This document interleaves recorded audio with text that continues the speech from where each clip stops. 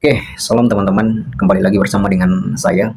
Pada video kali ini saya akan memberikan tanggapan secara khusus kepada para pendukung, para pengikutnya Elia Miron. Dan saya akan bahas secara satu persatu tanggapan mereka terhadap pribadi saya di dalam video yang telah saya unggah. Nah, perhatikan sebelum saya akan memberikan satu disclaimer bahwa saya itu tidak ada masalah dengan Elia Miron.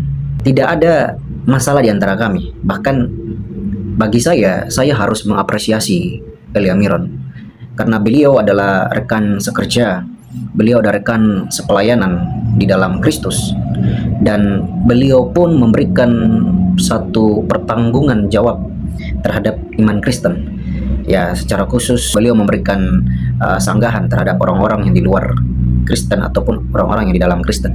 Tetapi dalam hal ini saya mau memberikan pernyataan saya bahwa kebenaran tetaplah kebenaran. Kebenaran tidak ditentukan oleh mood kita. Kebenaran tidak ditentukan oleh perasaan kita. Kebenaran tidak ditentukan oleh siapa yang kita sukai. Sebab ada indikasi seperti itu yang saya lihat di dalam komentar-komentar para pengikutnya Elia Miron atau para followersnya Elia Miron, yang mereka begitu mempertahankan marwahnya Elia Miron ini sehingga mereka pun dengan membabi buta mendukung Elia Miron. Padahal apa yang Elia Miron katakan itu ketika kita mencermati Alkitab tidak berselaras, tidak sesuai dengan apa yang Alkitab katakan. Ya, komentar pertama dari seorang yang bernama Sony Al. Dia berkomentar begini. Sebenarnya pernyataan Elia Miron itu sudah benar seperti kitab suci mengatakannya.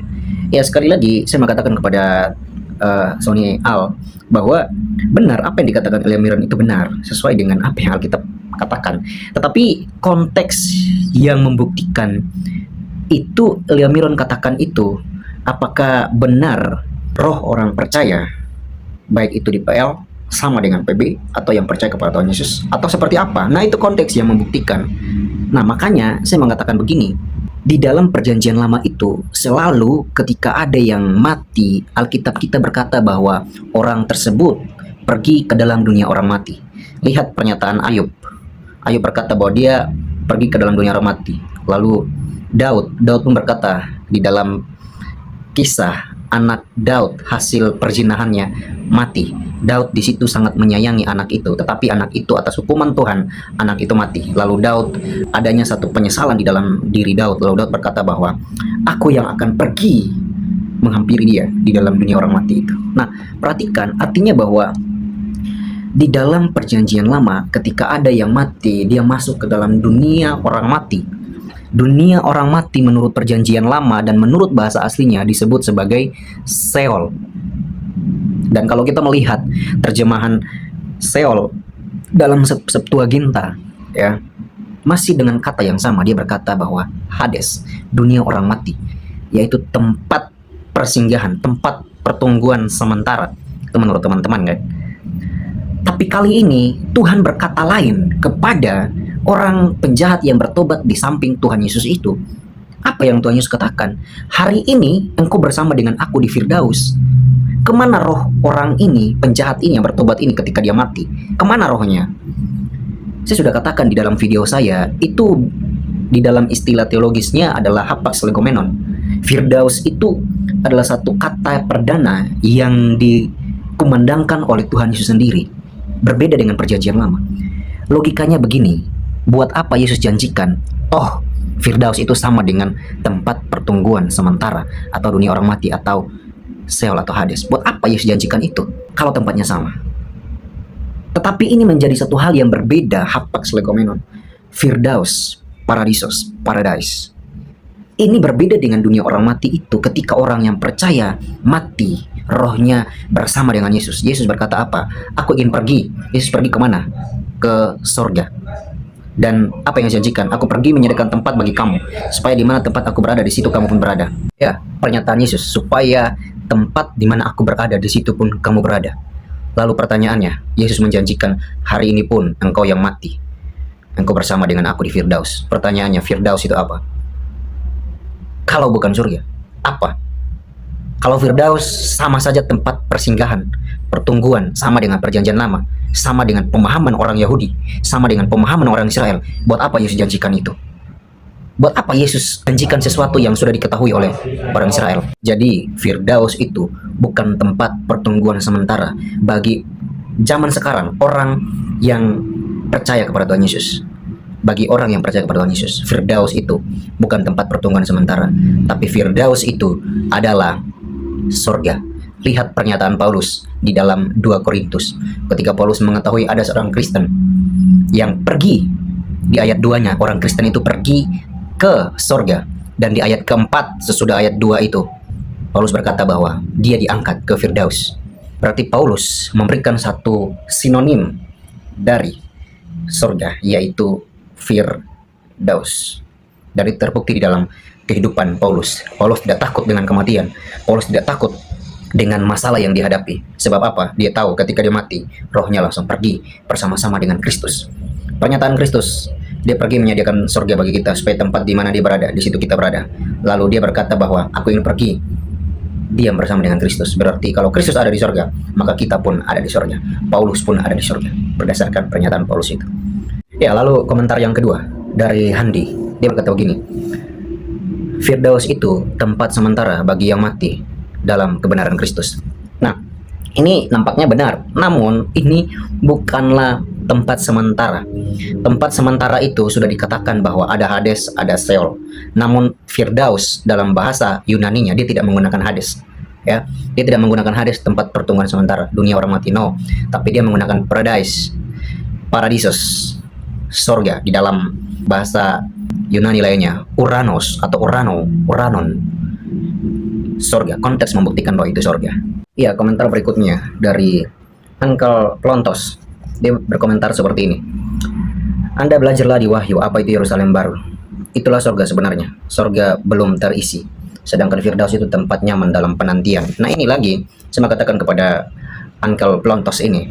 Begini, kalau sorga belum terisi, bagaimana dengan dua orang yang terangkat ke sorga, Elia dan Henok?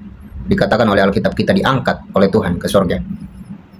Lalu disimpan di mana mereka? Ya, ini satu kesalahan berpikir. Maka yang tadi saya katakan bahwa kebenaran tetaplah kebenaran. Ini dari Yonatan ya, Yonatan 07. Dia berkomentar, saya tidak paham. Yang saya paham justru Elia Miron daripada Anda. Stop. Ya, ya. Ada banyak juga yang komentar paham. Ada yang berkomentar tidak paham. Berarti kan itu soal orang yang melihat videonya.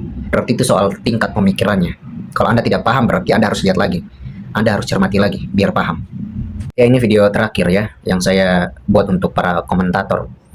Meskipun masih banyak lagi yang ingin saya sanggah dari komentar-komentar mereka. Namun, kurang lebih cukup lah. Ini yang terakhir. Ada satu yang namanya Marcella Ngantung ya.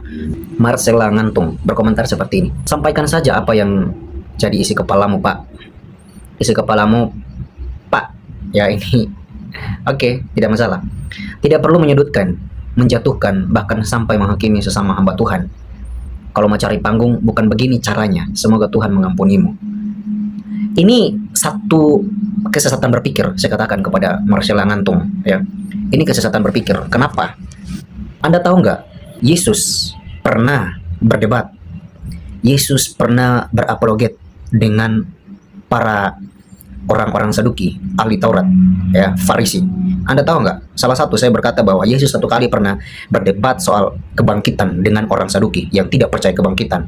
Lalu Yesus berkata begini, kamu benar sesat.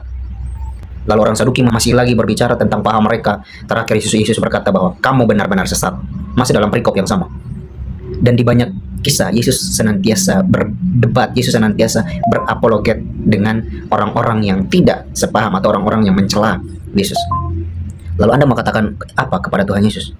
Ya, Anda mau katakan apa kepada Tuhan Yesus? Apakah Anda berkata bahwa semoga Tuhan mengampuni Yesus? Itu kan kesesatan berpikir. Inilah yang saya katakan bahwa jangan ketika kita melihat orang memberikan komentar terhadap orang yang kita senangi, yang kita sukai, lalu kita mulai mencela orang itu. Lihat dulu kontennya apa. Pelajari Alkitab. Ya. kembali lihat Alkitab. Tohnya juga yang saya bicara ini bukan bicara asal bicara, ini pakai data, pakai ayat, ya. Makanya saya katakan bahwa jangan cepat menyangga orang lain, bahkan jangan cepat menyudutkan orang lain. Anda yang menyudutkan, bahkan sampai menghakimi sesama hamba Tuhan, ya. Saya tidak menghakimi sesama hamba Tuhan. Saya sudah berkata bahwa kebenaran tetaplah kebenaran. Anda tahu Paulus pernah mencerca Petrus, dan Paulus berkata di situ bahwa Anda munafik. Paulus berkata kepada Petrus. Itu sesama rekan sepelayanan. Makanya yang saya katakan bahwa benar tetap benar, salah, selebih daripada itu berasal dari si jahat. Firman Tuhan juga berkata bahwa jika ya katakannya, jika tidak katakan tidak, selebihnya daripada si jahat. Nah, inilah implementasinya. Nah, makanya ini kesesatan berpikir. Baru dibilang jangan, kalau mau cari panggung bukan begini caranya. Harusnya Anda kalau mengatakan itu kepada saya, secara tidak langsung Anda mengatakan itu kepada Tuhan Yesus. Harusnya Anda katakan itu kepada Tuhan Yesus, jangan cari panggung Tuhan Yesus. Kan Tuhan Yesus berdebat dengan orang yang agamis pada zaman itu, orang Saduki, orang ahli Taurat, para Sanhedrin. Kan Tuhan Yesus berdebat dengan mereka yang sudah memiliki nama yang viral. Kenapa Anda ngomong itu kepada Tuhan Yesus? Kan sama saja. Nah, ini yang harus kita mengerti, teman-teman semua, para pengikut Elia Miron, ya.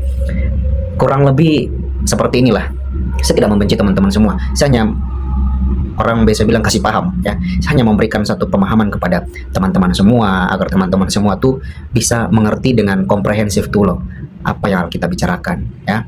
Saya tidak ada benci dengan teman-teman semua, dan kiranya Tuhan pun membuka cakrawala berpikir kita semua sehingga kita terus diperbaharui pemikirannya menjadi keserupaan dengan Kristus, ya. Tetap kita doakan teman kita Elia Miron agar dia pun terus dipakai Tuhan, ya. Kurang lebih seperti itu, dan terima kasih untuk semuanya. Lebih kurangnya Tuhanlah yang ada di antara kita. Dan kalau teman-teman belum juga mengerti, silakan lihat link follow-nya yang saya bagikan di deskripsi. Terima kasih, Tuhan Yesus memberkati kita semua.